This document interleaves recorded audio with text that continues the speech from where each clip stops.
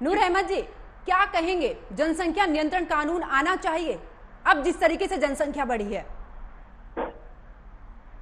बिल्कुल नहीं, कानून की कोई भी जरूरत नहीं, व्यवस्थाएं तैयार करने की जरूरत है। हुकूमत को चाहिए कि जो हिंदू मुस्लिम झगड़ों में पूरे देश को मतलब फंसा रखा है, जिन झगड़ों से निकाल करके देश कैसे तरक्की करेगा उस तरफ ध्यान देना चाहिए। और बच्चे कौन ज्यादा पैदा कर रहा है, कौन कम कर रहा है, इस पर किसी पर रोक तो लगी नहीं है। ये बात बार बार कहना कि मुसलमानों में ज्यादा बच्चे पैदा हो रहे हैं, ये बात मेरी समझ से परे है। लेकिन हर शख्स अपने हिसाब से अपनी औकात के हिसाब से करता है काम। मैं खुल करके पूरी जिम्मेदारी के साथ ही कह रहा हूँ। वैसे मनीष भाई ने जो अभी तक बातें कही हैं, मैं उससे उनकी बहुत सारी बातों से सहमत हूँ, मगर ये जरूर कहूंगा कि फिरौनियत ना पैदा की जाए। जैसा कि दुनिया में जो इतिहास है, तो पहला एक बादशाह ऐसा गुजरा जिसे फिरौन कहते हैं, उसने बच्चों की पैदावारी पर रोक लगाई थी, वरना बच्चों की पैदावारी पर रोक किसी ने भी नहीं लगाई आज तक।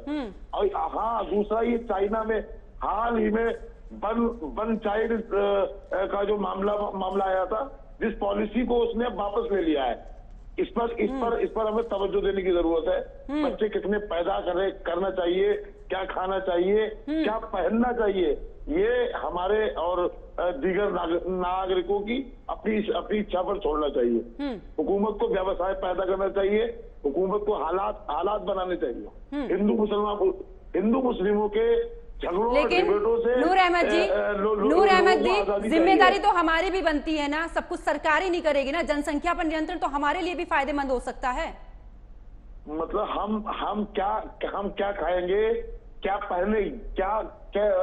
पहनेंगे, ये सब सरकार कर रही है। अब आप बच्चे पैदा करने की बात आएगी तो आप बताने की जिम्मेदारी हमारी। हमने आपसे कहा ना, हम चाहते हैं हम क्या खाएंगे, क्या पहनेंगे, कितने बच्चे पैदा करेंगे, ये हमारी इच्छा पर होना चाहिए। इसमें जोर जबरदस्ती की जरूरत नहीं है। नूर अहमद जी, मैं आपको बता देती हूँ, दुनिया की बात अगर की जाए तो हमारे पास जो पूरी दुनिया की जमीन है वो 2.5% है। जनसंख्या की बात करूं 18% है। अभी मनीष जी भी बोल रहे थे कि आने वाले समय में अगर इसी रफ्तार से जनसंख्या बढ़ती है तो कहीं ना कहीं सामाजिक और अगर अर्थव्यवस्था की बात करूं तो दोनों में भारी संकट आ जाएगा। क्या कहेंगे इस पर? इस पर हुकूमतों को बैठ करके, जो बुद्धिजीवी हजरात हैं, इलाके में बैठ के इस पर तबसरे की जरूरत है। लेकिन कानून ला करके किसी को घेरे में बांधना, ये मेरे ख्याल से अच्छी बात नहीं। कानून किसी एक के लिए नहीं, कानून सबके लिए होगा। मैं भी कह रहा हूँ, कानून किसी एक के लिए होता भी नहीं है। बिल्कुल, तो कानून आप नहीं मानते कि कानून नहीं आना चाहिए? कानून बिल्कुल नहीं। नितिन जी, साफ तौर पर कहना है नूर अहमद जी का, आप सुन भी रहे हैं कि कानून आना जरूरी नहीं है। क्या आपको क्या लगता है, जिस तरीके से जनसंख्या बढ़ रही है, कानून आना चाहिए कि नहीं? बिल्कुल आना चाहिए।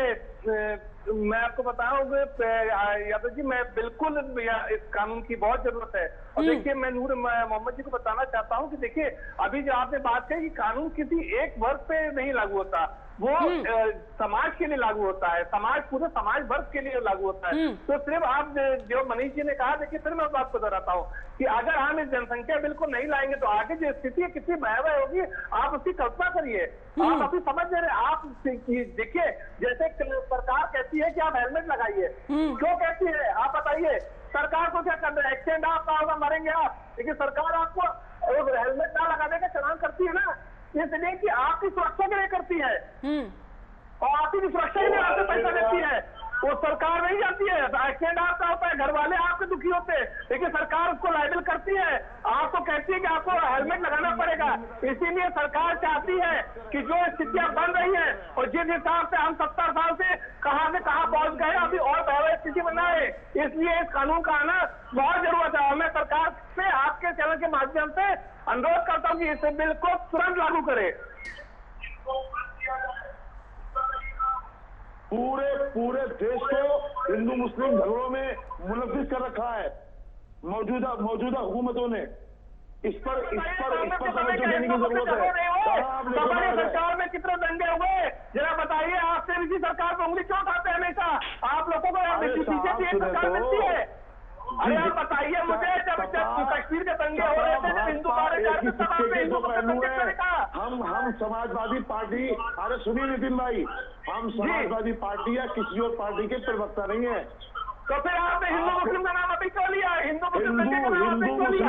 हिंदू मुस्लिम नफरतें भारतीय जनता पार्टी में हो रही है।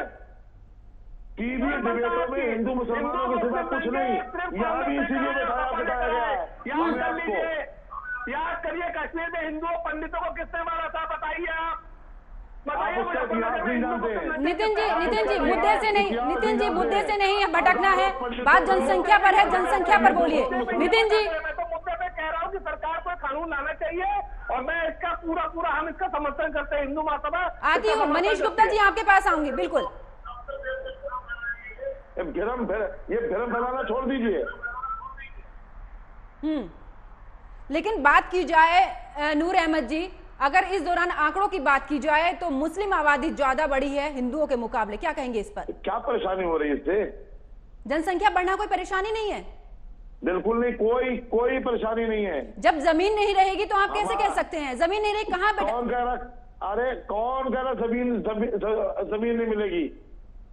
देश की चिंता या फिर धर्म की चिंता? देश की चिंता हमें कल भी थी, आज भी है और रहेगी भी। देश हमारा है और ये देश किसी की जागीर नहीं है। बिल्कुल। मैं आपसे खुले लफ्जों में कहूँ, हाँ। जैसा कि एक तो भाई ने ये बात बोली है कि 40% हो जाएंगे, तो वोट की बात की, हम इसको खारिज करते, इस बात को बिल्कुल मानने वाले नहीं है। यहाँ जरूरत है, मैंने आपसे साफ लफ्जों में कहा था पहले भी, व्यवस्थाएं दे नहीं पा रही है हुकूमतें। वजह ये है कि हुकूमतों का जो जहन है, जो दिमाग है, वो हिंदू और मुस्लिमों को आपस में दूर करने में लगा हुआ है। अच्छा मनीष भाई ये क्यों नहीं बोल रहे हैं एक बार भी कि जो इस वक्त देश में हो रहा है, जो हुकूमत हिंदू मुस्लिम वोट के लालच में कर रही है, 80 और 20 की बातचीत कर रही है, इस पर बोलने में डर क्यों लग रहा है? हुकूमत कह रही है। नूर अहमद जी एक प्रदेश से मुख्यमंत्री बोल रहे हैं। नूर अहमद जी मेरी बात भी सुन लीजिए। 2000 नूर अहमद जी सुनिए, पिछले 10 साल की अगर बात की जाए, अगर मैं मुस्लिम आबादी की बात करूं तो करीब 25% बढ़ी है मुकाबले हिंदुओं के। कैसे आप कहेंगे, कैसे नहीं मुसलमानों की आबादी नहीं बढ़ रही है? क्या इस आबादी में जिस तरीके से जनसंख्या बढ़ने के आंकड़े आए हैं, क्या इसमें इनकी जनसंख्या ऐड नहीं की गई है? बढ़ी है ना? क्या हिंदू भाइयों को किसी ने रोका है? लेकिन अगर इस तरीके से सभी धर्म के लोग यही कहने लगे कि हमें किसी ने नहीं रोका, नहीं, ये चीज मायने नहीं है ना, ये देश के लिए अच्छा नहीं है ना नूर अहमद जी, ये देश के लिए अच्छा नहीं है। पंकज जी, ये कानून लाना इस देश की सुरक्षा के लिए, इस देश की आर्थिक व्यवस्था के लिए, इस देश की सामाजिक व्यवस्था के लिए बहुत जरूरी है। यहाँ किसी एक वर्ग या विशेष को नहीं हो रहा है। नूर अहमद जी जैसे लोग मुस्लिम तुष्टीकरण के लिए जिम्मेदार है। ये लोग खुद नहीं जानते कि क्या कह रहे हैं। देश का भविष्य सुधरेगा जब आजकल इन्हीं के बच्चे विदेश जाएंगे पढ़ने, जब उनको सुविधाएं मिलेंगी इसी देश में, उनको विदेश जाने की जरूरत नहीं पड़ेगी। तो वो सुविधाएं देने के लिए आज इस देश के लिए जनसंख्या एक बहुत बड़ी समस्या है। उसका निदान करने के लिए अगर सरकार इस तरह का कोई कानून लाती है तो हम उसका तहे दिल से स्वागत करेंगे। और मनीष जी, अहमद जी को भी स्वागत करना चाहिए। नितिन जी वापस आती हूँ। मनीष जी क्या कहेंगे, क्योंकि एक अर्थशास्त्री होने के नाते आपको क्या लगता है, बिलाना चाहिए, बिलाने के कितने फायदे हो सकते हैं? देखिए ऐसा है, अगर आप अर्थतंत्र की बात करें तो बढ़ती जनसंख्या हमेशा नुकसानदायक हो ऐसा नहीं, ठीक है। अगर हम इसको ऑर्गेनाइज करें, एक लेवल को कंट्रोल करें, तो हम इसका बेहतर लाभ भी उठा सकते हैं। देखिए चाइना ने 90 करोड़ जनसंख्या को, 90 करोड़ वर्किंग लोगों को उन्होंने प्रोडक्टिविटी में बदल दिया। और हम कहाँ घूम रहे हैं? हम हिंदू मुसलमान में घूम रहे हैं। यही सवाल मनीष जी, यही सवाल धर्म के बीच में नहीं, देश के बारे में सोचिए। मैं वापस आ रहा हूँ ना, हम जातियों में बंटना चाह रहे हैं, हमें इन सबको प्रोडक्टिव बनाकर बिजनेस में लाना होगा, रोजगार में लाना होगा, तो ये देश की जीडीपी को बढ़ाएंगे जैसे चाइना ने ग्रोथ की पिछले 20 सालों में। हम नहीं कर सकते, लेकिन उसके लिए क्षुद्र धर्म और जाति की राजनीति को हमें छोड़ना पड़े। बिल्कुल। तो ये जनसंख्या की वृद्धि जो अभी यहाँ पर है नहीं बढ़नी चाहिए, लेकिन जो है उसको हम कैसे प्रोडक्टिव यूज में लाएं, जिससे कि ये हम चुनौती हमारे लिए अवसर में बदल जाए।